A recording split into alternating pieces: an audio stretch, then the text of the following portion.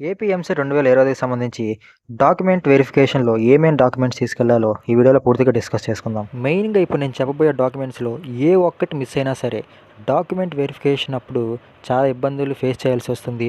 And కౌన్సిలింగ్‌కి కూడా eligible అనేది అవ్వకపోవడం జరుగుతూ ఉంటుంది. మెయిన్‌గా చూసుకున్నట్లయితే first one Aadhaar card, ration card and inter marks memo and 10th class marks memo. Income certificate వచ్చేసరికి 2025లోనే ఇన్కమ్ సర్టిఫికేట్ అనేది తయారు చేయించి ఉండాలి. ఎందుకంటే మీరు కౌన్సిలింగ్కి వెళ్ళేది ఈ ఇయర్లోనే కాబట్టి అది ఈ ఇయర్లోనే అయి ఉండాలి.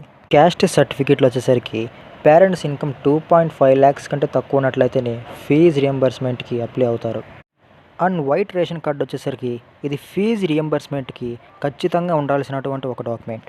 అండ్ ఈడబ్ల్యూఎస్ సర్టిఫికేట్ ఫర్ ఓసీలో ఎవరైతే ఫైనాన్షియల్గా కొంచెం డౌన్లో ఉంటారో వాళ్ళు ఈడబ్ల్యూఎస్ సర్టిఫికేట్ అనేది సబ్మిట్ చేయాల్సి ఉంటుంది. And intermediate TC and 10th class TC అనేవి కూడా ఖచ్చితంగా కావాలి.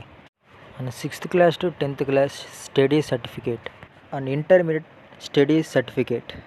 ఈ స్టడీ సర్టిఫికేట్స్ అనేవి ఇప్పటికి కూడా కొంతమందికి తెలియక చాలా ఇబ్బందులు ఫేస్ చేస్తూ ఉంటారు.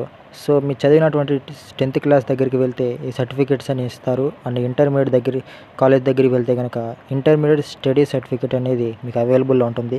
సో ఎవరైనా కౌన్సిలింగ్కి ఇంకా తీసుకోని వాళ్ళు ఉంటే ఖచ్చితంగా తీసుకుంటే సేఫ్ జోన్లో ఉండొచ్చు. And last one minority certificates for minority students. Minority students ఉంటే కనుక మైనారిటీ సర్టిఫికేట్స్ అనేది క్యారీ చేయాల్సి ఉంటుంది.